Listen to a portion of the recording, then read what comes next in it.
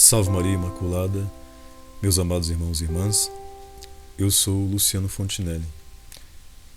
Venho com notícias de São Sebastião de Garabandal, da Diocese, notícias não muito boas, na verdade, notícias muito tristes do local onde Nossa Senhora apareceu. Mas antes de dar essa notícia, quero falar um pouco do castigo que Nossa Senhora revelou aos videntes em Garabandal. Conchita diz assim: seria necessário que o mundo inteiro estivesse presente no milagre, porque então não haveria seguramente o castigo, já que todos acreditariam. Conchita, uma vez falando a um grupo de norte-americanos, disse: a Virgem fará o milagre para evitarmos o castigo, embora o castigo não possa ser evitado, porque perdemos até o senso do pecado.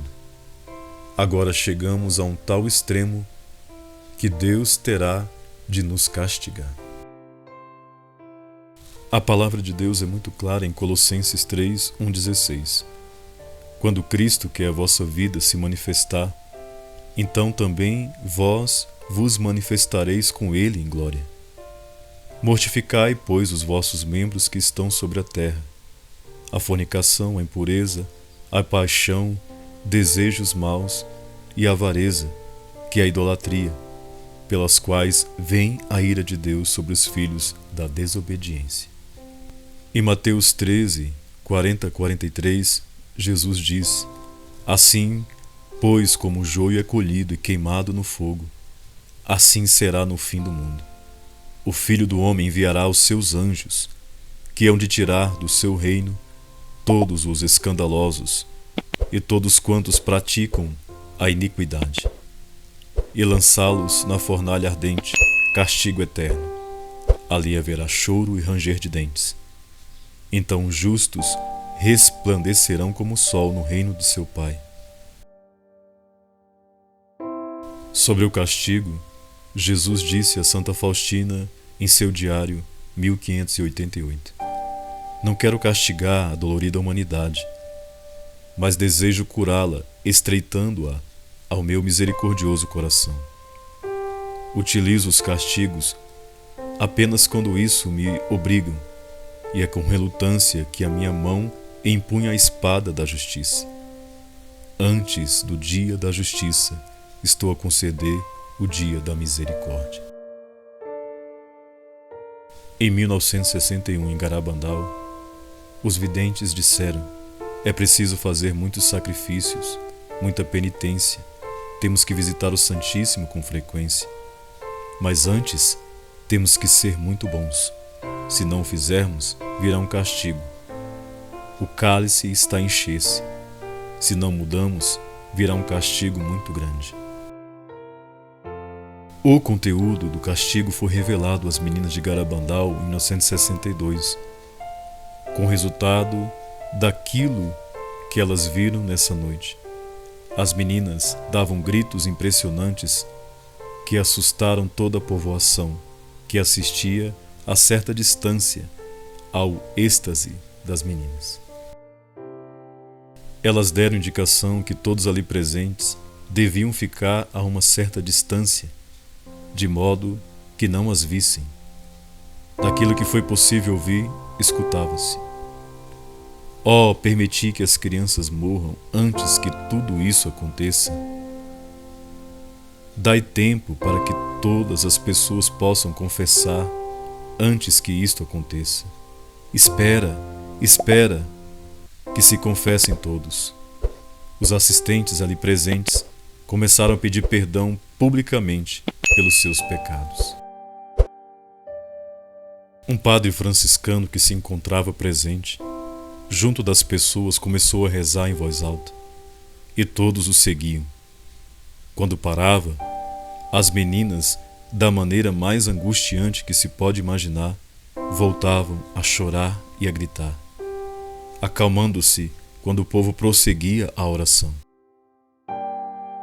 Quando tudo terminou, às 2 horas da manhã, as meninas declararam que ficavam ali toda noite em oração. Ninguém se quis afastar. Todos ficaram a rezar com elas até às 6 da manhã. E depois foram com o padre para a igreja. Toda a aldeia se confessou, ao que parece confissões com uma sinceridade e arrependimento extraordinários. Dias mais tarde, as meninas escreveram algumas linhas sobre o que haviam visto.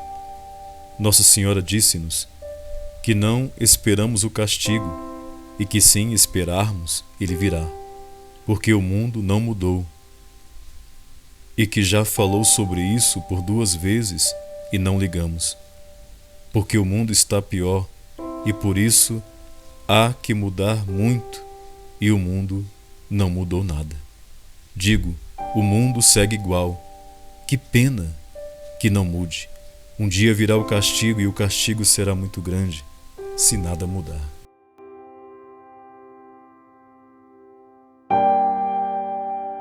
E estamos vendo que nada está mudando no mundo. Percebemos as blasfêmias contra Jesus e Maria. Percebemos igrejas e dioceses do mundo se rebelando contra Deus, contra o verdadeiro magistério da igreja.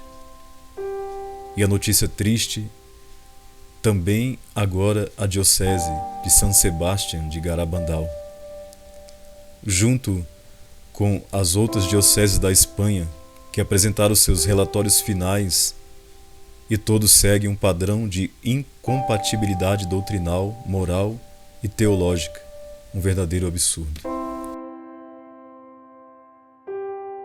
E agora é a vez da diocese de São Sebastião de Garabandal, que na estreita das que já apresentaram, traz também as questões do celibato facultativo, ordenação de mulheres, recepção de divorciados, recasados, novas modalidades de família e lobby gay.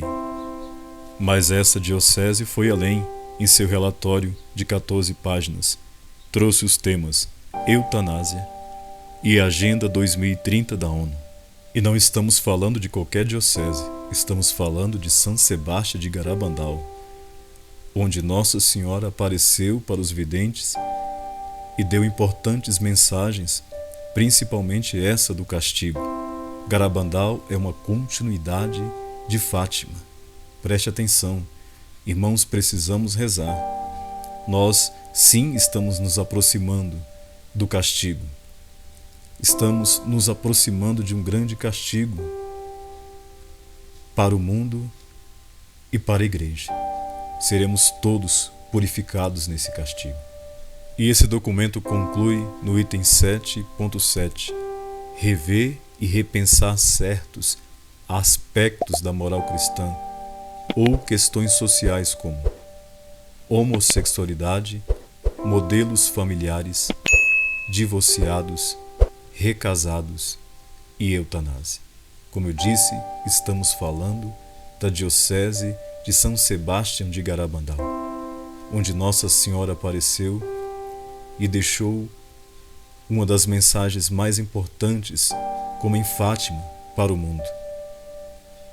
Me diga se nós precisamos ou não precisamos fazer penitência. Penitência como Nossa Senhora mesmo pediu em Garabandal. Continuando a visão dos videntes sobre o castigo. Recordando alguns anos, Lolly acrescentou alguns detalhes. Aquilo era horrível de ver. Nós estávamos totalmente espantadas. Víamos rios que se convertiam em sangue, fogo que caía do céu e algo muito pior ainda que eu não posso revelar agora. Em qualquer caso, Nossa Senhora disse a Conchita que o castigo não era uma guerra, mas sim algo que vem diretamente de Deus. Embora continuássemos vendo a Virgem, começamos a ver também uma grande multidão que sofria muito e gritava com a maior angústia. Depois ela fez-nos ver como chegará para toda a humanidade o grande castigo, e que virá diretamente de Deus. Num determinado momento, nenhum motor ou máquina funcionará. Uma terrível onda de calor se abaterá sobre a terra, e os homens começarão a sentir uma grandíssima sede. Buscarão desesperadamente por água, mas essa, devido ao grande calor, se evaporará. Então quase todos cairão no desespero e tentarão matar-se uns aos outros.